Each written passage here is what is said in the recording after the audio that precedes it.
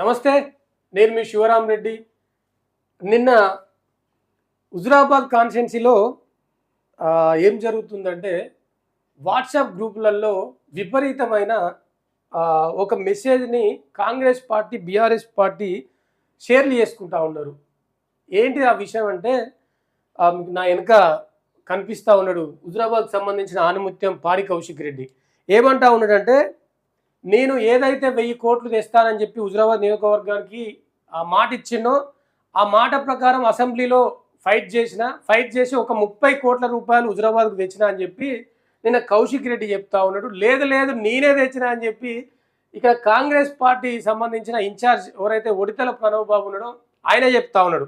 అసలు ఏం జరిగింది ఏంది ఈ విషయం మీద మాట్లాడేందుకు మనతో పాటు రంగాపూర్కు సంబంధించిన మాజీ సర్పంచ్, బీజేపీ నుంచి మాజీ సర్పంచ్ కరుణాకర్ గారు ఉన్నారు. కరుణాకర్ అన్న రండి. నమస్తే. నమస్తే. ఎట్లా చూడొచ్చు, నిన్న వాట్సాప్ గ్రూపులలో జమ్మికుంటకు 15 కోట్లు, హుజురాబాద్కు 15 కోట్లు తెచ్చినా అని చెప్పి విపరీతంగా ఈయనైతే ముందుగాల వీడియో చేసి ఆర్డర్ కాపీ ఉంది, ఆర్డర్ కాపీని పంపించాడు. ఒకసారి మీకు వీడియో వినిపిస్తాను, ఒకసారి వినండి. ప్రజలందరికీ నమస్కారాలు తెలియజేస్తా ఉన్నాను. నేను అసెంబ్లీలో గట్టిగా పోరాటం చేసి మన హుజురాబాద్ నియోజకవర్గానికి 1000 కోట్ల రూపాయలు ఇవ్వాలని గట్టిగా కొట్లాడినందుకు నా హుజురాబాద్ నియోజకవర్గానికి 1000 కోట్ల రూపాయలు ఇవ్వాలి. మరియు ఇవాళ హుజురాబాద్ పట్టణానికి ఇది అందరు చూసింది వీడియో. నిన్న ఒకటే ఇక వాట్సాప్ గ్రూపులలో ఓల్కంటే వాళ్ళు ఇటు బీఆర్ఎస్ వాళ్ళు ఇటు కాంగ్రెస్ వాళ్ళు వాట్సాప్ గ్రూపులో షేర్ చేస్తా ఉన్నారు. నిజంగానే 1000 కోట్లు ఈయన కావాలి నియోజకవర్గం అని చెప్పి ఫైట్ చేసిండా, లేదు ప్రణవ్ బాబే తెప్పించిండా, అసలు ఏంది తెచ్చింది 30 కోట్ల రూపాయలు. ఇక ఓల్కంటే వాళ్ళు నేను తెచ్చినా ఎట్లా చూడొచ్చు అన్న దీన్ని? అసలు వీళ్ళిద్దరు ఎవరు లేరు, వీళ్ళిద్దరు తెచ్చిన పనే కాదు. ఎందుకంటే రాష్ట్ర వ్యాప్తంగా మున్సిపాలిటీ అభివృద్ధి కోసం తెలంగాణ ముఖ్యమంత్రి రేవంత్ రెడ్డి ప్రతి మున్సిపాలిటీకి రేపు ఎలక్షన్స్ వస్తానే కాబట్టి ఎంతో కొంత నిధులు కేటాయించడంలో భాగంగా మన హుజురాబాద్కు జమ్మికుంటకు కేటాయించిండే తప్ప వీళ్ళు అడిగితే లేకపోతే వీళ్ళు తెస్తే 30 కోట్లు ఎందుకు వస్తాయన్నా, 300 కోట్లు రావాలి. ఇప్పుడు మనం ఒక ఫైట్ చేసి తీసుకొచ్చిన ఈటల రాజేంద్ర ఉండే ఉన్నప్పుడు ఏం చేసిండు, జమ్మికుంట హుజురాబాద్ 4 లైన్స్ తీసుకొచ్చిండు. ఇదొక పద్ధతి. లేకపోతే హుజురాబాద్ టు కమలాపూర్ వయా పర్కాలకు 4 లైన్ తీసుకొచ్చిండు.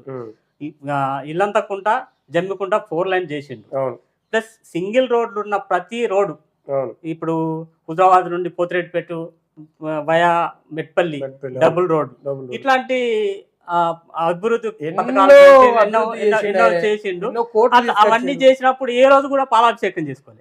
నాకు ఒక విచిత్రమైంది ఇది. దానికి వచ్చిన వాటిని నేను చేసిన అని అంటే, ఇప్పుడు పాత సామెతలు ఉంటాయి, అవి కొన్ని బూతులు ఉంటాయి, అవి చెప్పద్దు కానీ అవి నేను చేయని వాటికి ఇది నాది అని గుంజుకున్నట్టు ఉన్న వ్యవహారం. ఇప్పుడు మండలంలో కానీ చాలా సమస్యలు ఉన్నాయి, వీళ్ళు ప్రత్యేకంగా చేయాల్సినవి, రేవంత్ రెడ్డి దగ్గరికి పోయి అడగాల్సినవి. సరే, ఈయన 30 కోట్లు తీసుకొచ్చినా అని అంటాడు. గెలిచి 2 ఏళ్ళు అవుతాయి, నువ్వు 1000 కోట్లు తీసుకొస్తాను, ఇంకా 3 ఏళ్ళే నీ టైం ఉన్నది. 2 ఏళ్ళకు 30 కోట్లు తీసుకొస్తే 3 ఏళ్లలో నువ్వు ఇంకెన్ని తీసుకొస్తావు? ఇంకో 30-60 చేస్తే నీ 1000 కోట్లు ఎన్ని నిండాలి అంటే, నేను ముచ్చట నువ్వు తీసుకురాని వాటికే నేను తీసుకొచ్చినా అని అంటాను. తీసుకొచ్చి రావన్నా కానీ నువ్వు ఇంకెన్నేళ్ళు పట్టాలి, నువ్వు 1000 ఏళ్ళే పడతాయి, నీ 1000 కోట్లు తీసుకురావాలి అంటే అసలు వాళ్ళు అవి కేవలం రేవంత్ రెడ్డి గారు పురపాలక సంఘాల అభివృద్ధిలో భాగంగా రాష్ట్ర వ్యాప్తంగా ఇచ్చిండ్రు. కేవలం హుజురాబాద్ జమ్మికుంటకే స్పెషల్ గా ఇయ్యలే, ప్రతి ఒక్క మున్సిపాలిటీకి ఇచ్చిన దానిలో భాగంగానే ఇది ఇస్తే దీన్ని పట్టుకొని మేం చేసినాం. ఇప్పుడు మన హుజురాబాద్ కౌశిక్ రెడ్డి గారు ఎమ్మెల్యే అయిన కాంచెల్లి వెనుకబడ్డది. నీకు పక్కకు డ్రాట్ ఏరియా హుస్నాబాద్ లో డెవలప్ అవుతుంది. కోహడ ప్రధాన రహదారి డబుల్ రోడ్ అయ్యి రహదారులు ఏవైతున్నాయో విశాలంగా చేయడానికి అక్కడ ఉండదు. మన హుజురాబాద్ కిందికి పడిపోతుంది. నీకు మరో సిద్దిపేట చేస్తా అని చెప్పిండి ఎలక్షన్ టైంలో, మీకు ఐడియా ఉండదు. అసలు సిద్దిపేట కాదు కదా, ఉన్న హుజురాబాద్ కిందికి తీసుకుపోతానని మేము బాధపడతా అంటే ఇంకా సిద్దిపేట ఎక్కడిది? మీరు ఇంకొకటి చూసిర్రా, ఈయన ఏదో చూసిర్రా, ఏదో కథలు పడుతుందట యూట్యూబ్ యాంకర్లతో కౌశిక్ రెడ్డి ఎఫ్ఐఆర్ అని. ఆయన పనే అది కదా. నాకు అది ఇప్పుడు ఇది నిజమా అబద్ధం అనేది కాకుండా హుజురాబాద్ ప్రజలకు అందరికీ తెలుసు ఆయన బ్రోకర్ పనులే చేస్తాడు అనేది ఆయన ఉద్దేశం. ఏది ఇప్పుడు నేను చేయని దాన్ని నేను చేసిన అని చెప్పుకున్నాడు.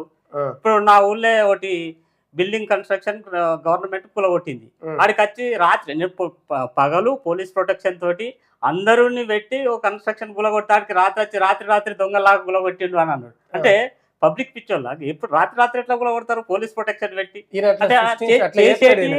ఆయన నోట్లకి వెళ్తేనే అబద్ధం వెళ్తుంది ఆ, గట్లా. ఇప్పుడు ఇదొక్కటి అబద్ధమా నిజమా అనేది పక్క పెడితే చేసే పనే అది కదా. అది హుజురాబాద్ ప్రజలకు మొత్తం తెలుసు. దానికి ఇప్పుడు మళ్ళీ కొత్తగా మనం చెప్పాల్సిన అవసరం లేదు. అంటే ఈ వార్త మీద నేను కూడా మాట్లాడినా. ఇది ఒకసారి చూద్దాం.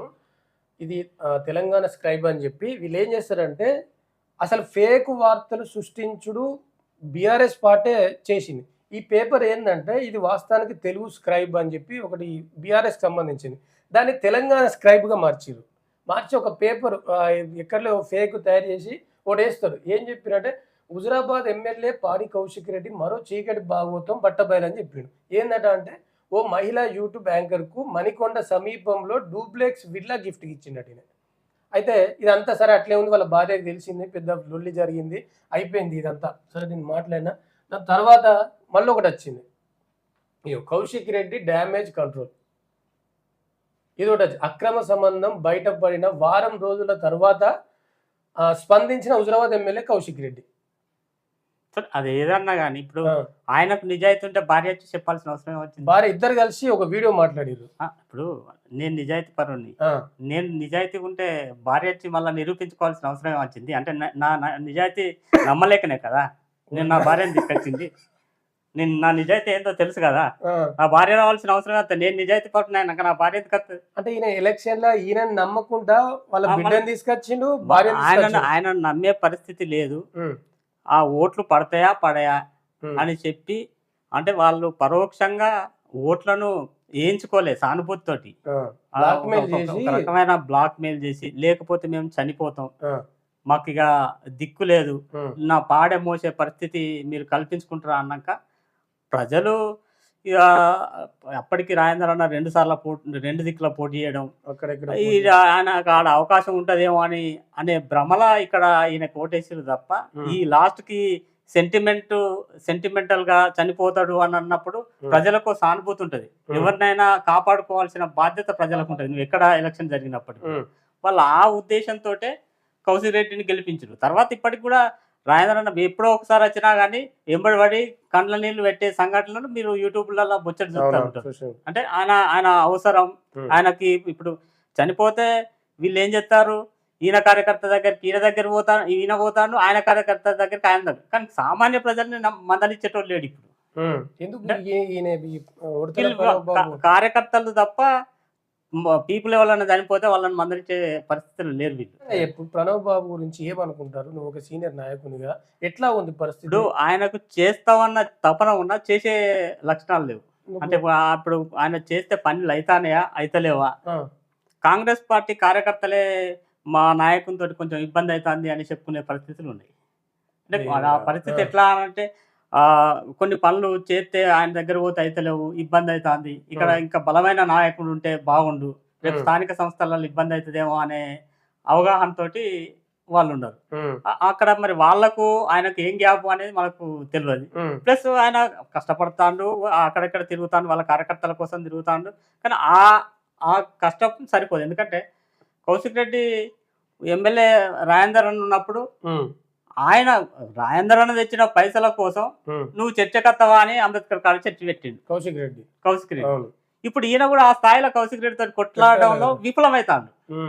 నువ్వు చేసే పని అనేది ఏదైతే ఉన్నదో నువ్వేం తీసుకొచ్చినావు నేనేం తీసుకొచ్చినా రా చూసుకుందాం అనే గట్టిగా బల్ల కొద్ది చెప్పడంలో కౌశిక్ రెడ్డి అది ప్రణవ్ బాబు గారు విఫలం అవడం వల్ల ఈయన కొంచెం డ్యామేజ్ ఎదుర్కోవాల్సిన పరిస్థితి ఉన్నది. మంచి నాయకుడు అయినప్పటికీ ఎదుటోడు అబద్ధాన్ని బలంగా చెప్తాడు, కానీ ఈయన నిజాన్ని ధైర్యంగా చెప్పలేకపోతాను. పొలిటికల్ గా ఆ దూకుడు ఉండాలి. ఆ దూకుడు లేకపోతే కష్టం. ఇప్పుడు స్థానిక సంస్థలు రేపు ఉన్నాయి, దానికోసం వీళ్ళు పాలాభిషేకాలు చేసుకుంటారు.